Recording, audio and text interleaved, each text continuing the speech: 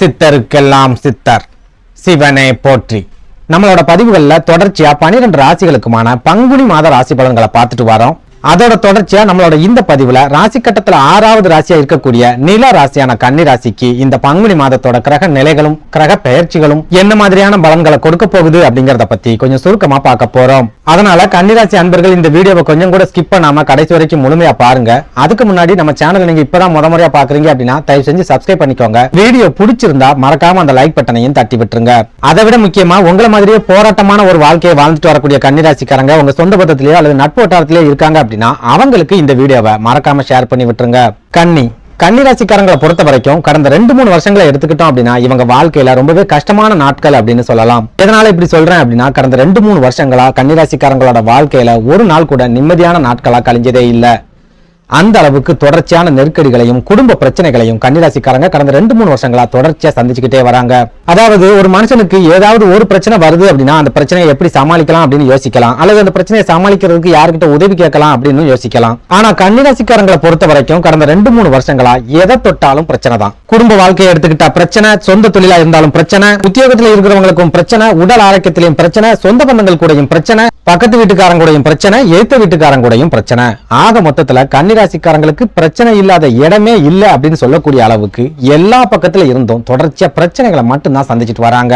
அதுலயும் முக்கியமா கேது பகவான் எப்போ கன்னிராசிக்கு பயிற்சி ஆனாரோ அப்போவே இருந்து கன்னிராசிக்காரங்களோட கஷ்டங்களும் வேதனைகளும் 2 மடங்கு அதிகரிச்சிருச்சு அப்படின்னு கூட சொல்லலாம். இதனால பெரும்பாலான கன்னிராசிக்காரங்க சமீப காலமா ஒரு விரக்தியான மன நிம்மதி இல்லாத ஒரு வாழ்க்கையை தான் வாழ்ந்துட்டு வராங்க. இதுல இன்னும் கொடுமையான விஷயம் என்ன அப்படின்னா ஒரு சில கன்னிராசிக்காரங்களை எடுத்துக்கிட்டோம் அப்படின்னா கடந்த 2-3 வருஷங்களாகவே நோய்களோட போராடிக்கிட்டு இருக்காங்க. தினம் மாத்திரை, மருந்து, மருத்துவமனை இதுங்களோடய அவங்க வாழ்க்கை கழிஞ்சுக்கிட்டு இருக்கு.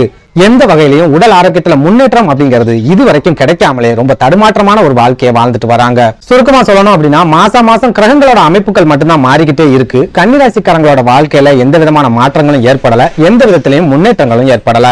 அதே நேரம் கடந்து போன மாசி மாதத்தை எடுத்துக்கிட்டோம் அப்படின்னா கன்னிராசிக்காரங்களுக்கு ஓரளவுக்கு ஆறுதலை கொடுத்த ஒரு மாதமா இருந்திருக்கு அப்படின்னு சொல்லலாம். அதுலயும் குறிப்பா சொந்த தொழில் செஞ்சுட்டு வரக்கூடிய கன்னிராசிக்காரங்க கடந்த மாசி மாசத்துல ஓரளவுக்கு முன்னேற்றத்தை சந்திச்சிருக்காங்க.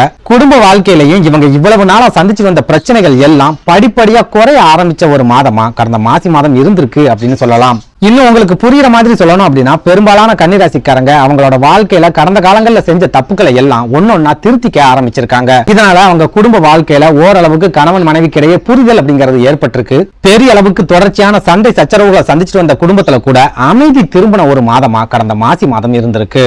அதே நேரம் உத்தியோகத்துல இருக்கிற கன்னிராசிக்காரங்களை எடுத்துக்கிட்டோம் அப்படின்னா கடந்த மாசி மாசத்திலையும் பிரச்சனைகளை சந்திச்சிருக்காங்க, நெருக்கடிகளை சந்திச்சிருக்காங்க, ஒரு சில அவமானங்களை வேலை பார்க்கிற இடத்துல சந்திச்சிருக்காங்க. ஒரு சிலருக்கு வேலை இழப்புகளை ஏற்படுத்தின ஒரு மாதமாகவும் கடந்த மாசி மாதம் கடந்து போயிருக்கு அப்படின்னு சொல்லலாம். சுருக்கமா சொல்லணும் அப்படின்னா குடும்ப வாழ்க்கையில நிம்மதியை ஏற்படுத்தின கடவுள் உத்தியோகத்துல இருக்கிறவங்களுக்கு நெருக்கடிகளை கொடுக்க ஆரம்பிச்சிருக்கார் அப்படின்னு கூட சொல்லலாம். இப்படி ஒரு நெருக்கடியான சூழல்ல இந்த பங்குனி மாதத்தோட கிரக நிலைகள் கன்னிராசிக்காரங்களோட வாழ்க்கையில என்ன மாதிரியான மாற்றங்களை ஏற்படுத்த போகுது, என்ன மாதிரியான முன்னேற்றங்களை கொடுக்க போகுது அப்படிங்கறத பத்தி எல்லாம் பார்க்கலாம். அந்த வகையில இந்த பங்குனி மாதத்தோட கிரக நிலைகளை ஆராய்ச்சி பார்க்கும்போது கன்னிராசிக்காரங்களுக்கு மாதத்தோட முதல் 15 நாட்கள் நெருக்கடியான காலகட்டமா இருக்க போகுது. ஏற்கனவே நீங்க சந்திச்சு வரக்கூடிய நெருக்கடிகளும் உடல் ஆரோக்கிய பாதிப்புகளும் குடும்ப பிரச்சனைகளும் இந்த 15 நாட்களும் தொடரத்தான் போகுது. அதே நேரம் இந்த பங்குனி மாதத்தோட பிற்பகுதியை எடுத்துக்கிட்டோம் அப்படின்னா கன்னிராசிக்காரங்களுக்கு ஒரு சில அதிர்ஷ்டங்களை கொடுக்கக்கூடிய காலகட்டமா இருக்கும். அதை விட முக்கியமா உங்களோட குடும்ப வாழ்க்கையில ஒரு சில அற்புதமான மாற்றங்களை கொடுக்கக்கூடிய காலகட்டமாவும் இந்த பங்குனி மாதத்தோட பிற்பகுதி இருக்க போகுது.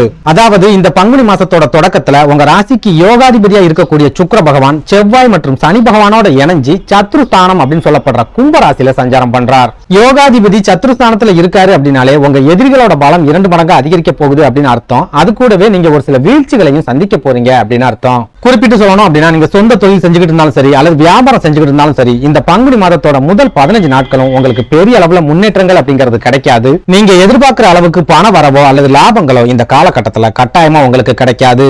சுருக்கமா சொல்லணும் அப்படின்னா இந்த பங்குனி மாதத்தோட முதல் 15 நாட்களும் கன்னிராசிக்காரங்க நிறைய பண நெருக்கடிகளை சந்திப்பீங்க, கடன் சம்பந்தமான நெருக்கடிகளை சந்திப்பீங்க, தொழில் முடக்கம் ஏற்படலாம், தொழில்ல திடீர் வீழ்ச்சிகள் ஏற்படுறதுக்கு கூட அதிகமான வாய்ப்புகள் இருக்கு. இதனால கன்னிராசிக்காரங்க இந்த மாதத்தோட முதல் 15 நாட்களும் தொழில் சம்பந்தமான விஷயங்கள்ல ரொம்பவே எச்சரிக்கையாகவும் கவனமாகவும் இருங்க. தொழில் சம்பந்தமான பொறுப்புகளை யாரை நம்பியும் ஒப்படைக்காதீங்க. அதுலயும் முக்கியமா தொழில் சம்பந்தமான கணக்கு வழக்குகளா இருந்தாலும் சரி, கொடுக்கல் வாங்கலா இருந்தாலும் சரி, முழுக்க உங்க பார்வையிலே நடக்கிற மாதிரி பாத்துக்கோங்க. ஒருவேளை பணம் சம்பந்தமான விஷயங்கள்ல நீங்க அக்கறை செலுத்தாம இருக்கீங்க அப்படின்னா மறுபடியும் உங்களோட தொழில்ல பெரிய அளவிலான வீழ்ச்சிகளை நீங்க சந்திக்க போறீங்க அப்படின்னு அர்த்தம். மறுபடியும் அப்படின்னு எதனால சொல்றேன் அப்படின்னா, பெரும்பாலான கன்னிராசிக்காரங்க கடந்த காலங்கள்ல தொழில் ரீதியா நிறைய வீழ்ச்சிகளை மட்டும் தான் சந்திச்சுட்டு வந்திருப்பீங்க. சமீப காலமா தான் உங்களோட தொழில ஓரளவுக்கு வருமானம் அப்படிங்கிறது உங்களுக்கு கிடைக்க ஆரம்பிச்சிருக்கும். அப்படி இருக்கும்போது இந்த பங்குனி மாசத்துல நீங்க பணம் சம்பந்தமான விஷயங்கள்ல கவனக்குறைவா இருக்கீங்க அப்படின்னா கண்டிப்பா தொழில்ல பெரிய அளவிலான வீழ்ச்சிகளை மறுபடியும் சந்திப்பீங்க.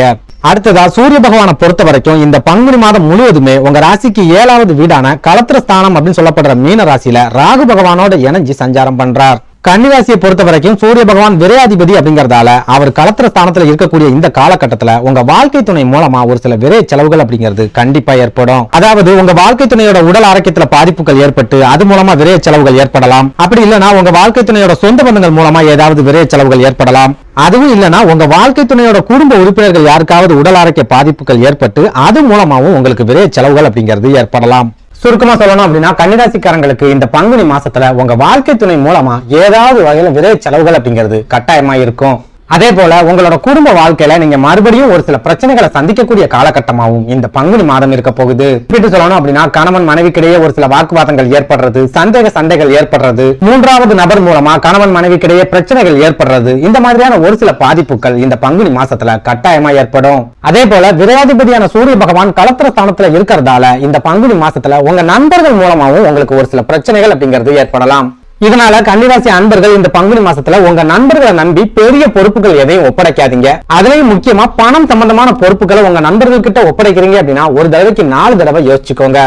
அடுத்ததா இந்த பங்குனி மாதத்தோட பிற்பகுதியை எடுத்துக்கிட்டோம் அப்படின்னா, அதாவது பங்குனி மாதம் 19ஆம் தேதிக்கு அப்புறமா சுக்கிர பகவான் சத்ருஸ்தானம் அப்படின்னு சொல்லப்படுற கும்பராசியில இருந்து களத்திர ஸ்தானம் அப்படின்னு சொல்லப்படுற மீன ராசிக்கு பயிற்சியாகி சூரியன் ராகு பகவானோட இணைஞ்சு சஞ்சாரம் பண்ண போறார். சுக்கிர பகவானோட இந்த பயிற்சி கன்னிராசி அன்பர்களுக்கு ஒரு சில வாய்ப்புகளை ஏற்படுத்தி கொடுக்கும், ஒரு சில அதிர்ஷ்ட யோகங்களையும் ஏற்படுத்தி கொடுக்கும். குறிப்பிட்டு சொல்லணும் அப்படின்னா, யோகாதிபதி களத்திர ஸ்தானத்துல இருக்காரு அப்படின்னாலே உங்க வாழ்க்கை துணை மூலமா ஒரு சில யோகங்களை ஏற்படுத்தி கொடுக்க போறார் அப்படின்னு அர்த்தம். அதாவது இந்த பங்குனி மாதத்தோட பிற்பகுதியில உங்க வாழ்க்கை துணை மூலமா உங்களுக்கு ஒரு சில உதவிகளும் ஆதரவும் கிடைக்கலாம். ஒரு சிலருக்கு உங்க வாழ்க்கை துணை மூலமா சொத்து சுகங்கள் கிடைக்கக்கூடிய வாய்ப்புகள் கூட இந்த பங்குனி மாசத்தோட பிற்பகுதியில இருக்குது. அதே போல இந்த பங்குனி மாசத்தோட தொடக்கத்தை எடுத்துக்கிட்டோம் அப்படின்னா கன்னிராசிக்காரங்க நிறைய பண தட்டுப்பாடுகளை சந்திப்பாங்க, கடன் நெருக்கடிகளை சந்திப்பாங்க, திடீர் பண இழப்புகளையும் சந்திப்பாங்க. அதே நேரம் மாதத்தோட பிற்பகுதியில சுக்கிர பகவான் களத்திர ஸ்தானத்துல இருக்கிறதால பண வரவு அப்படிங்கிறது உங்களுக்கு எல்லா வகையிலையும் இருந்துகிட்டே இருக்கும். சுருக்கமா சொல்லணும் அப்படின்னா ஏதாவது ஒரு வகையில உங்க கைகள்ல பண புழக்கம் அப்படிங்கிறது கட்டாயமா இருக்கும். இது கூடவே குழந்தை பாக்கியம் இல்லாம தவிக்கிற கன்னிராசி அன்பர்களுக்கு குழந்தை பாக்கியம் கிடைக்கிறதுக்கும், திருமண தடைகளை சந்திச்சு வரவங்களுக்கு திருமண வாய்ப்புகள் கைகூடி வர்றதுக்கும் இந்த பங்குனி மாதத்தோட பிற்பகுதியில அதிகமான வாய்ப்புகள் இருக்கு. அதே நேரம் என்னதான் சுக்கிர பகவான் மாதத்தோட பிற்பகுதியில உங்களுக்கு சாதகமான நிலையில இருந்தாலும் குரு பகவான் 8வது வீடான அஷ்டமஸ்தானம் அப்படின்னு சொல்லப்படுற மேஷராசியில இருக்கிறதால கண்டிப்பா உங்களோட உடல் ஆரோக்கியத்துல ஒரு சில பாதிப்புகள் அப்படிங்கிறது தொடர்ச்சியா இருந்துகிட்டே இருக்கும். இன்னும் சொல்ல போனா வரப்போற குரு பயிற்சி வரைக்கும் கன்னிராசிக்காரங்களோட உடல் ஆரோக்கியத்துல பெரிய அளவுக்கு முன்னேற்றங்கள் அப்படிங்கறத எதிர்பார்க்க முடியாது. சுருக்கமா சொல்லணும் அப்படின்னா இந்த பங்குனி மாதத்தோட முதல் 15 நாட்களும் கன்னிராசிக்காரங்களுக்கு போராட்டமான காலமா இருக்க போகுது. மாதத்தோட பிற்பகுதி ஒரு சில வாய்ப்புகளை ஏற்படுத்தி கொடுத்து மன நிம்மதியையும் ஏற்படுத்த போகுது. நன்றி, வணக்கம்.